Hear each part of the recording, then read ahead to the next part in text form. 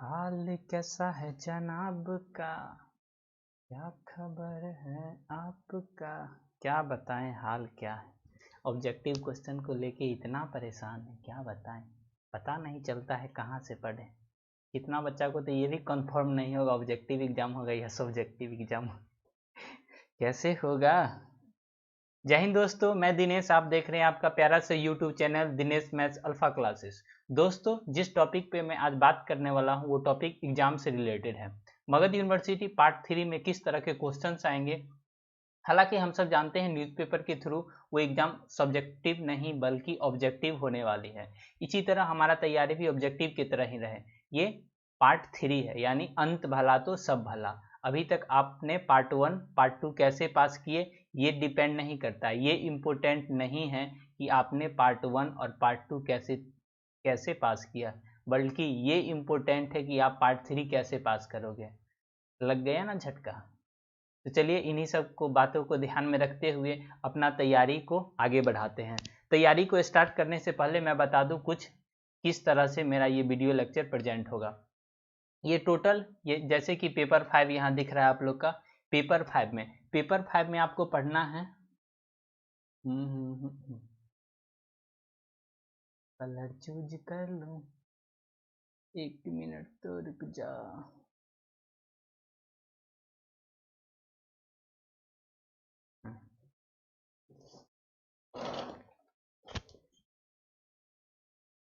Paper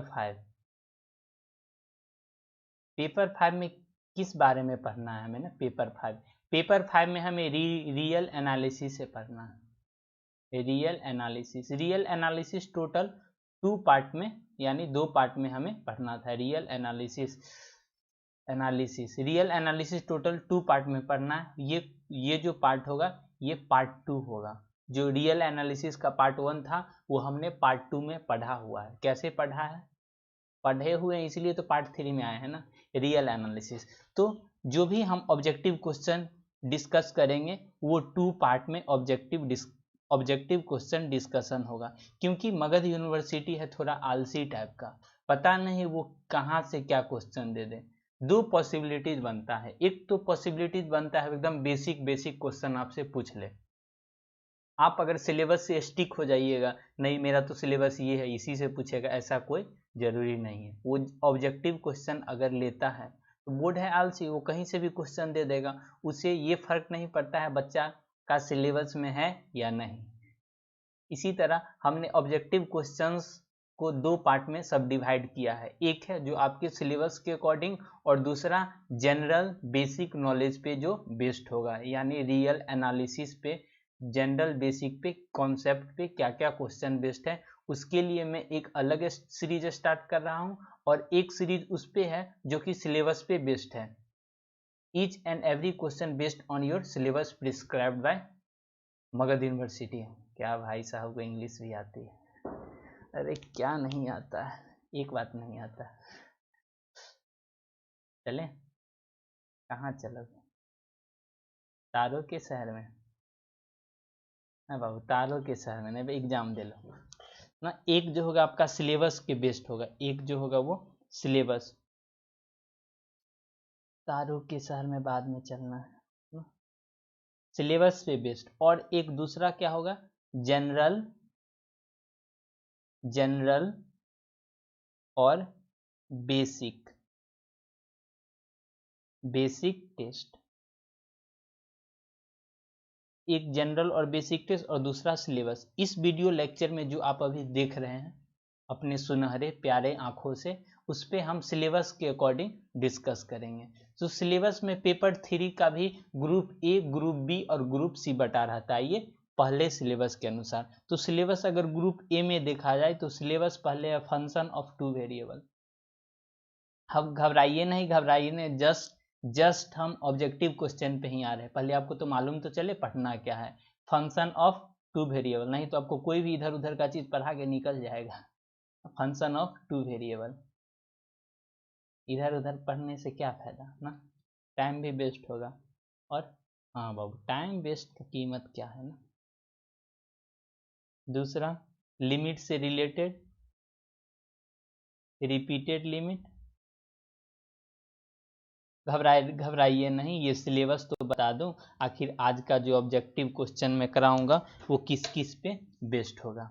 क्या क्या जी सुन रहे हो? रिपीटेड लिमिट और इन्हीं 3 टॉपिक पे आज मेरा ऑब्जेक्टिव क्वेश्चन बेस्ड रहेगा। कोई परेशानी नहीं होना चाहिए। तो चलिए ना क्वेश्चन की शुरुआत एक सुनहरा क्वेश्चन से ही करते हैं ना। क्वेश्चन का शुरुआत सुनहरा को, घबराइए नहीं, हल्का क्वेश्चन भी है, इसीलिए तो मैंने 2 सब ग्रुप में डिवाइड किया है, group A and group B, इसलिए घबराने का कोई बात ही नहीं बनता है।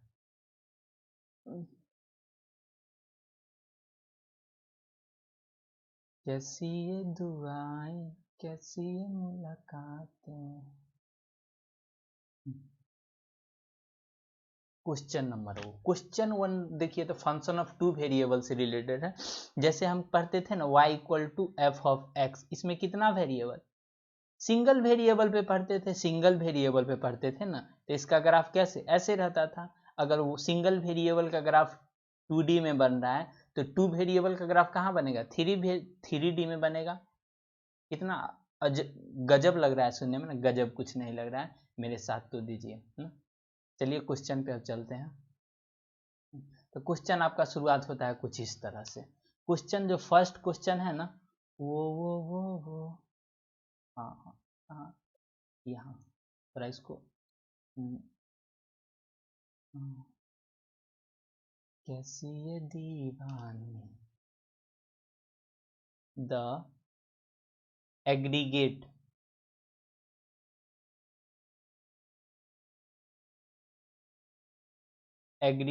Of the pair of number, कितना स्टूडेंट छोड़ा, अभी स्किप कर देते हैं, बाद में देख लेंगे। बाद में देखोगे तो चले जाओगे बउआ, कहाँ बोरा में चले जाओगे, इसीलिए अभी ही देखो वीडियो को। देखो नहीं, देखिए, इज्जत के साथ बोलना पड़ेगा ना, क्योंकि आप लोग तो कॉलेज में पढ़ते हो ना। मेरी क्या औकात सो आप लोग को तुम बोल देना, आप लोग तो पढ़े यूनिवर्सिटी में। मेरी क्या औकात है जो आपको तुम बोल दो, बोलना पड़ेगा फुल इज्जत के साथ। For which the function aggregate of the pair of number X Y, for which the function is defined, जिसके लिए फंक्शन डिफाइंड हो उसको क्या बोलेंगे, इज कॉल्ड। ऑप्शन ए में range of function, option B में डोमेन, मैं पूरा नहीं लिखने जा रहा हूँ, domain of function, option C में कोडोमेन ऑफ फंक्शन, और ऑप्शन डी में constant of the function. 2D में भी जानते हैं और 1D में भी जानते हैं, जब 1 वेरिएबल रहता था तब उसमें क्या, the value for which function is defined is called domain. सही सही बोला आपने, सही, डोमेन ऑफ द फंक्शन, ये ऊपर वाला ही है ना। क्वेश्चन नंबर 2 की तरफ चलते हैं। आसान आसान क्वेश्चन है तो स्किप मत कर दीजिएगा, आसान आसान क्वेश्चन सेलेक्ट कर ही रहे हैं, क्योंकि नेक्स्ट देखिए तो डोमेन भी 2D का डोमेन 2 तरह का होता है, एक रेक्टेंगुलर डोमेन, ये 2 डोमेन को पहचान लीजिए, और दूसरा सर्कुलर डोमेन। जिस बात सोच के हमने ग्रेजुएशन में मैथ रखा था वो बात तो आना चाहिए ना। क्या सोच के ग्रेजुएशन में मैथ रखे थे, क्या सोच के रखे थे, इसमें वही सब चीज़ पढ़ना पड़ेगा जो हमने 1 से लेके 12th क्लास तक पढ़ा था, उसी का एक्सटेंशन फॉर्म, यही सब सोच के ना पढ़ते हैं, इजी है। तो वही सोच के थे, ये 2 फॉर्म ध्यान में, रेक्टेंगल क्या होता है, जिसका एक लेंथ हो और ब्रेथ हो। तो 2 वेरिएबल है ना, 2 वेरिएबल में एक x रहेगा, दूसरा y रहेगा। जब x का वैल्यू a और b के बीच में रहे और y का वैल्यू c और d के बीच में रहे, रेक्टेंगल फॉर्म नहीं दिख रहा है, ये हुआ रेक्टेंगुलर डोमेन। एग्जाम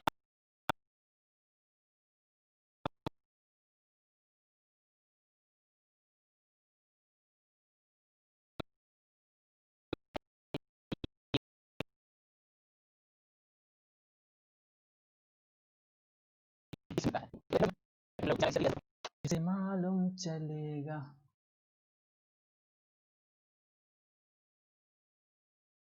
सर्कल का फॉर्मूला क्या होता है? सर्कल का formula x square, colour change कर लेते हैं, कलर चेंज कर लेते हैं, ब्लैक।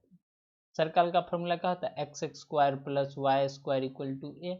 इसी तरह का इसका भी कुछ होगा ना, डोमेन है इसका। इसका देखो तो एक्स माइनस ए का स्क्वायर प्लस वाई माइनस, आपसे एग्जाम में पहचानने के लिए बोल सकता है ये सर्कुलर डोमेन है या रेक्टेंगुलर डोमेन है। और रेक्टेंगल कब सर्कल बन जाता है बताइए? रेक्टेंगल कब सर्कल बन जाता है? जब लेंथ और ब्रेथ इक्वल हो जाता है। It means rectangular domain, circular domain. तो एक स्क्वायर डोमेन भी तो हो सकता है ना। अब बोलेगा ये सर तो पढ़ाए ही नहीं, कैसे काम चलेगा?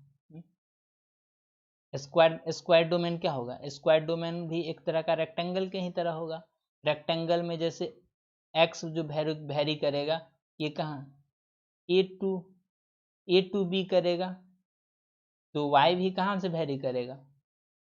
ए टू बी। तो ये क्या हो गया? ये क्या हो गया? स्क्वायर डोमेन नहीं हो गया? क्या परेशानी? कोई परेशानी नहीं, अभी तक तो मजे मजे में चल रहा है, तो आगे भी मजे मजे में हो।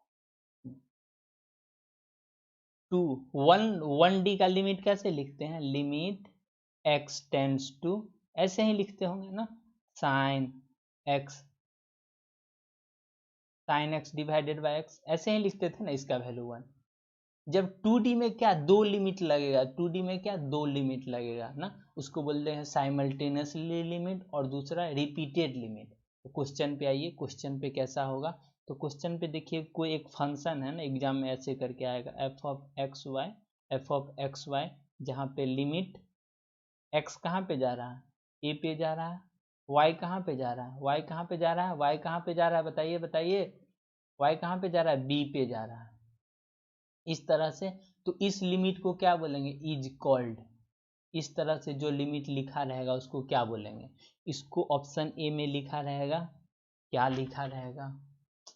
क्या लिखा है? Simultaneously limit. ये सब एक एक क्वेश्चन एग्जाम का है बाबू, आपका सिलेबस का है, इधर इधर से क्वेश्चन नहीं करा रहे हैं। Simultaneous limit. दूसरा ऑप्शन बी में बोल सकते हो आई एल इटीरेट। कैसे मैं बताऊं तुझे,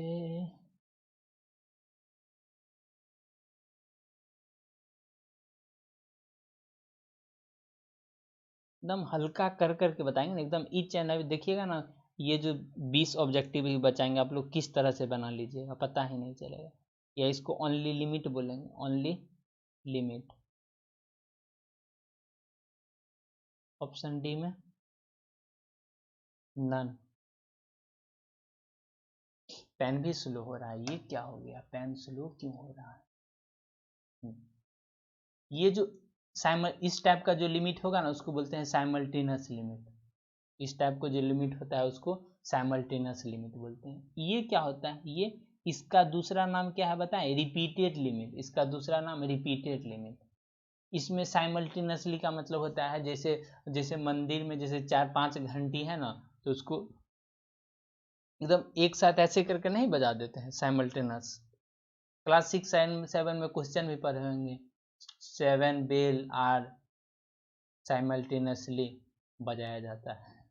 इस टाइप का क्वेश्चन साइमल मतलब एक के बाद एक, मतलब जिसके अंतराल कम हो। एक्स भी ए पे जा रहा है, उसी समय वाई भी बी पे जा रहा होगा। बात समझ में आ रहा है?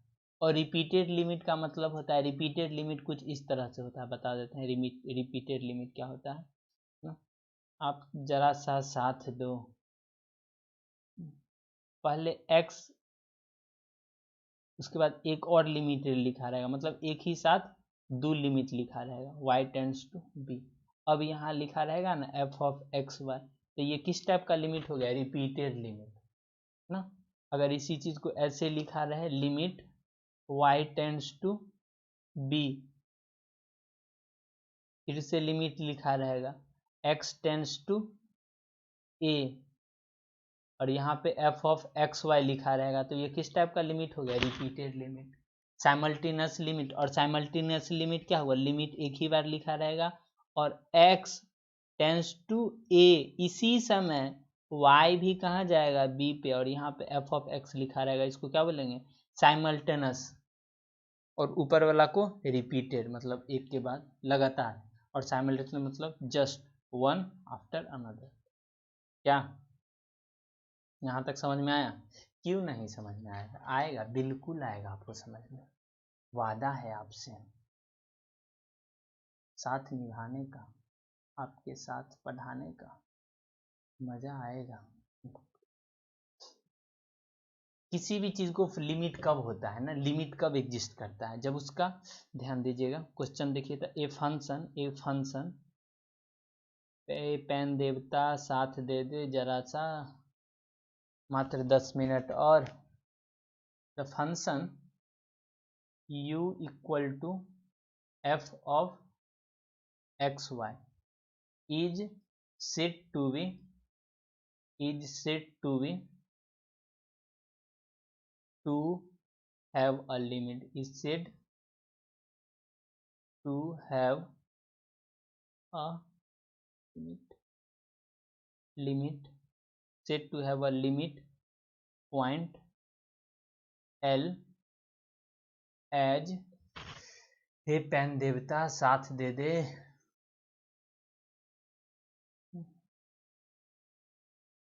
to have a limit point as, limit point L as x y tends to a b, ये पेन देवता एक बार साथ दे दे मेरा। A function u equal to f of x y is said to have a limit point L as x और y एक साथ कहाँ जाएगा, a b। If its value is, अगर इसका वैल्यू क्या होगा, अगर इसका वैल्यू ऑप्शन ए में दे देगा equals to, if its value,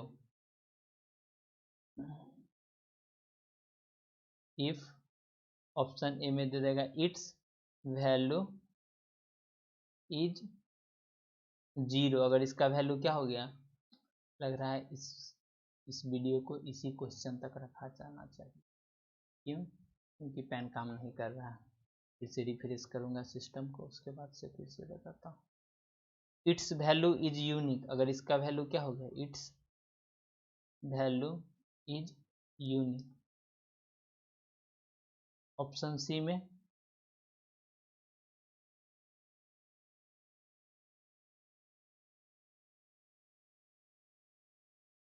any value,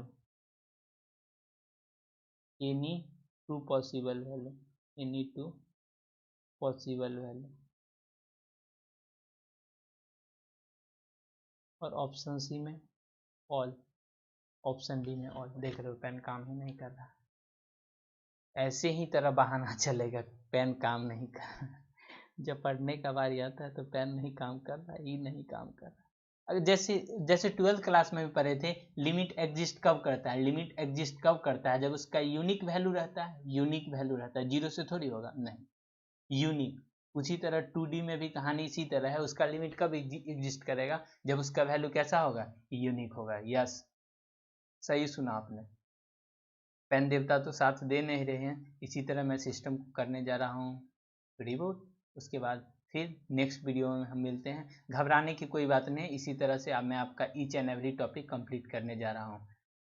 इसीलिए आप लोग कमेंट कीजिए, थम्स अप कीजिए, थम्स अप मतलब लाइक, थम्स अप पीने मत चले जाइए, कमेंट कीजिए, दोस्तों को भी शेयर कीजिए ना। आप लोग जानते हैं एग्जाम का डर हम बच्चों के बीच में कितना है, इधर से पढ़े उधर से पढ़े, फिर भी। और चैनल को सब्सक्राइब कर दीजिए, क्योंकि जिस चैनल से आपका नमक बनने जा रहा है, मतलब पार्ट 3 पास होने जा रहे हैं, उसे तो सपोर्ट करना बनता है ना। दोस्तों को भी शेयर कीजिए, ठीक है। इसी शब्द के साथ लेते हैं जाने का इजाज़त। प्यार आपका, मेहनत हमारी। जय हिंद।